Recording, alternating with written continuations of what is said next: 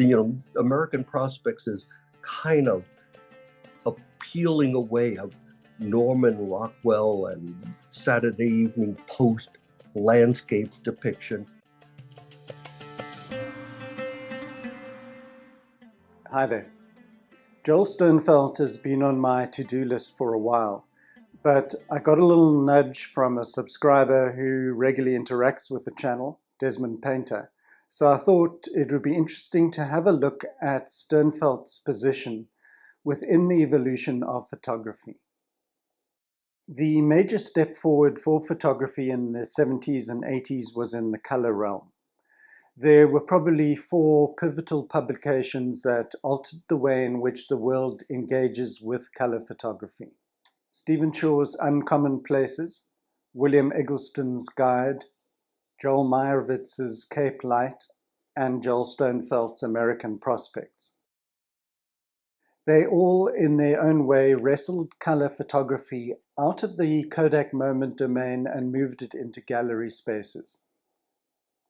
Of course, MoMA's John Sikowski was the maestro directing this color symphony. Like Shore, Sternfeld's landscapes are often concerned with the effects of man on the environment. His happy place is the juncture between the city and what remains of the surrounding wilderness. Shore's images in Uncommon Places are far more deadpan or superficially bland in comparison with Sternfeld's.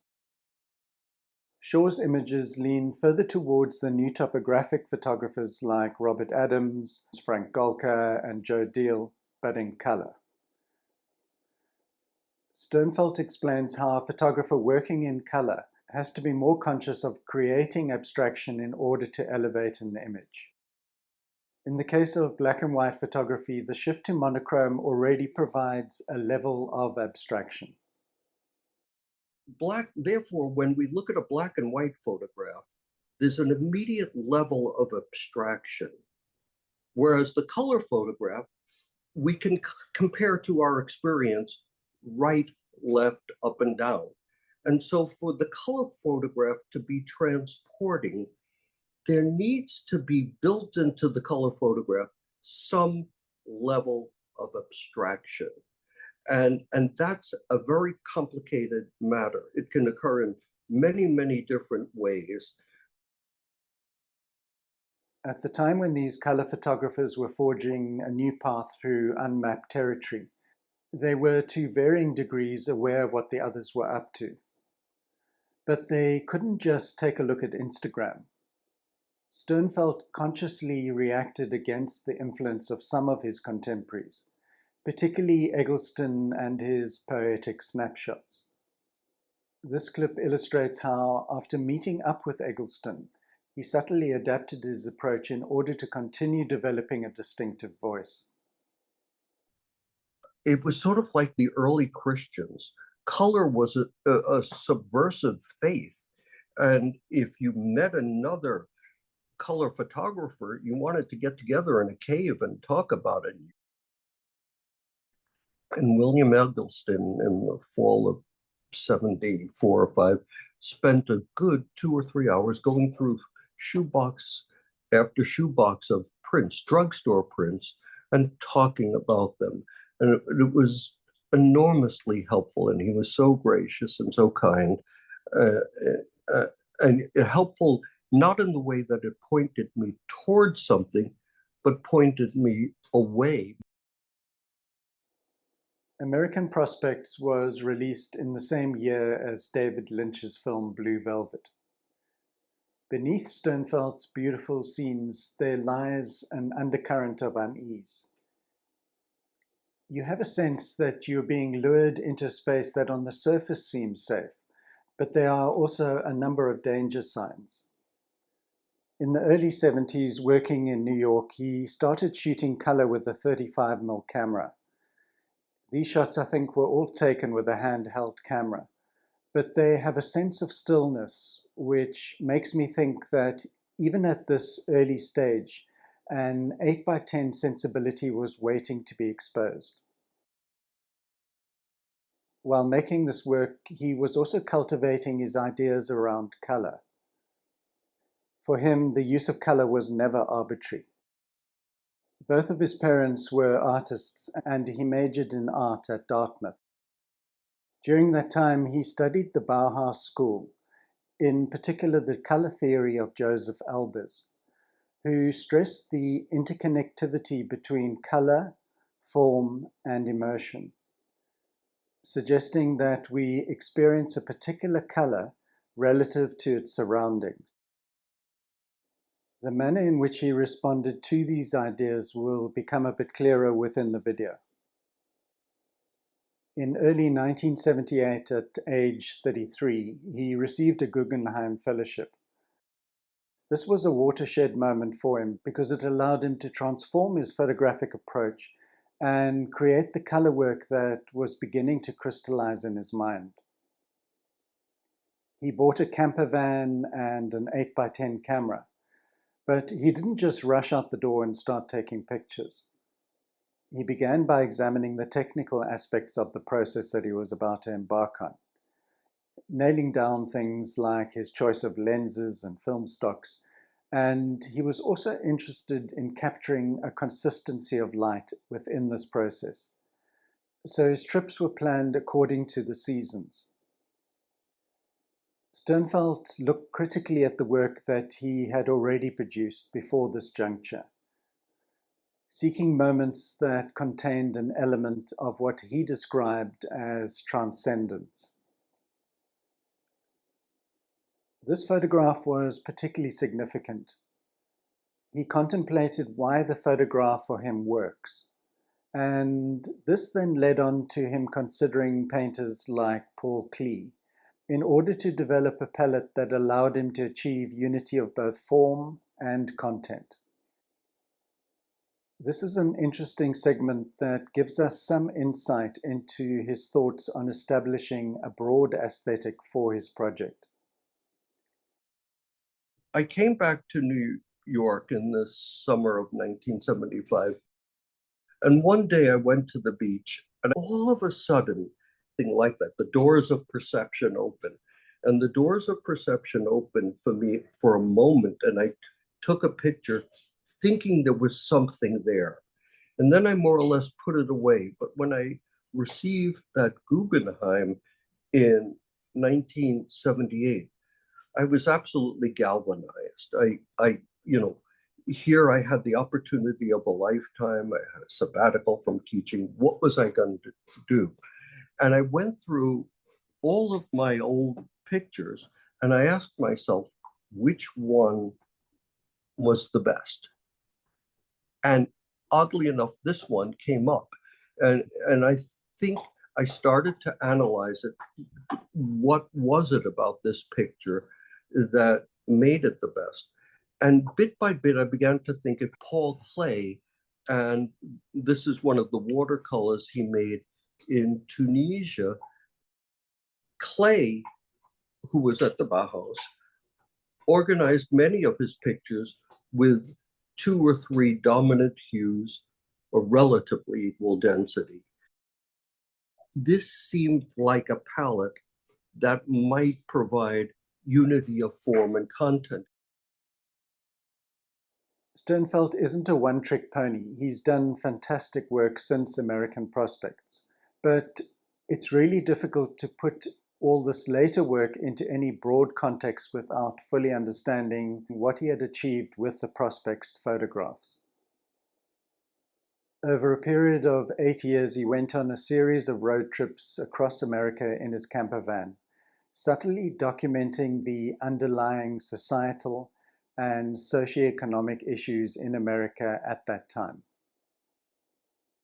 For him, the most revealing space was where the impacts of the American dream intersected with nature. Because there was no roadmap for what he was trying to do, he had to develop his aesthetic while producing the work. He retained some aspects of his earlier street photography, a sense of fluidity and spontaneity, even though with his 8x10 and tripod, shooting from the hip was impossible. In his photographs, he holds himself and us as viewers at a distance from the subjects. He's an observer, not a participant in the events that unfolded in front of him. In the case of this troubling image, exhausted renegade elephant, most photojournalist type photographers would want to get in close and reveal the anguish of the animal. Rather, he chose a broad view. When one looks at this photograph, one takes in the messy backroad scene and the sheriff's car, but then one focuses in on the watermark. And within that even grey tone, we find the exhausted, confused animal that should have been in Africa, certainly not lying on the hot tarmac somewhere in Washington state. He took this wide view standing on top of his camper, but the distance doesn't take away any of the empathy that one feels for the animal, or anger at the humans behaving badly. After taking in the wide scene, one's eye begins to identify details that add to the realness of the situation. The sheriff's leg emerging from the car, the boy hosing down the distressed animal, and the spectators enjoying a distraction from their dull days. The things I yet am proud of with American Prospects is this technique of getting up high, starting the picture 20, 30, 40 feet away, and being able to stop action. And I think that's become common coin now, but the time that I was doing it, it was not. He didn't have the luxury of looking at a digital camera screen in order to see if he had got things right. Because of his tight budget, he could only afford 2 negatives a day. But you've got very limited amount of times you can press the shutter. You've got to have a hierarchy of interest, a hierarchy of what it is you're intending to say. What if you've got 2 negatives a day, you've got to know quite clearly in advance what it is you're interested in broad terms, in broad measure. And so I storyboarded the year in terms of what I wanted to say, what my felt sense of urgency about the United States at that moment was. He would wait for cool days to FedEx his film home for processing. And sometimes he had to wait for up to 6 months before seeing the results of what he had done. He had to edit mentally, keeping a list of what he thought he had and might need for the project. His compositions could be described as classical or formal, but they often contain unexpected counterpoints, like firefighters extinguishing a blaze while one of them shops for pumpkins. The backstory is that the house was going to be demolished and the firefighters were doing a training exercise. So the guy in the foreground was just on his lunch break and was legitimately taking his time to buy a pumpkin. He wasn't some sociopath ignoring his colleagues while they prevented a tragedy. So the actual scenario is very different from Thomas Hoepker's 9/11 image. But within our minds, it toys with the same thoughts and judgments. The image addresses the problematic truth value of photography. While Sternfeld was in the act of making this photograph, these ideas might have been conscious or unconscious or somewhere in between. Although there's humor in this photograph, and also in many others in the book, Sternfeld was clear that what he was doing was deeply serious and a political exercise. This graceful old house was being torn down to erect condominiums. Of all the benefits of photography, perhaps the most significant is its ability to allow viewers the luxury of exploring and contemplating something that has since disappeared. Sternfeld plays with this idea by often obscuring the most compelling subject matter. In this shot, after flash flood Rancho Mirage, California, his limited color palette removes the drama from the scene. One's eye roams around the strange image, but it takes time to discover the destroyed car. It's only then that one's response shifts up a notch or two. One is forced to question whether someone was inside the car at the time of the landslide and was anyone killed. This possible calamity is masked by the earth tone hues of the ravine. Almost everything in the picture is within a slim tonal range from light yellow to brown. For Sternfeld, this choice of palette of delicate non-primary colors represented the pseudo-sophistication of the late 70s and early 80s in America. It even matches these two examples I found of wallpaper from that time. He saw color as an aesthetic tool that needed to be understood and applied in order to imbue a photograph with meaning and definition. If you look carefully, you can see at the top of the mountains, the sun is just coming over the mountains. And I knew that I needed to be there before that to get this kind of equal density in the lighting and in the color of the scene. In this pivotal book, Sternfeld's underlying theme is the intersection between America's utopian vision and the dystopian version. He said that to him, Walker Evans was describing an America in which the physical world was crumbling. That was during the Great Depression, but the human spirit was intact. While in the time that Sternfeld was producing this work, it seemed to him that the opposite was true. Thanks for staying with me, and I'll see you next time.